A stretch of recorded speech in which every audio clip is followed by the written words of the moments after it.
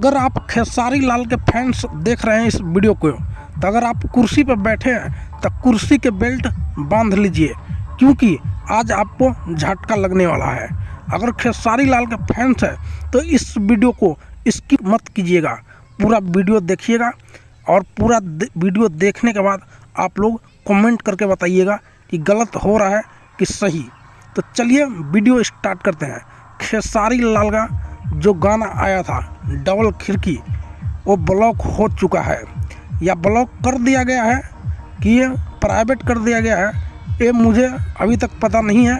लेकिन यूट्यूब पर आप जाकर देखिए, उसका गाना नहीं चल रहा है। ये सब कौन करवा रहा है, किसका साजिश है और किसका क्या है, ये आप लोगों के हाथ में है।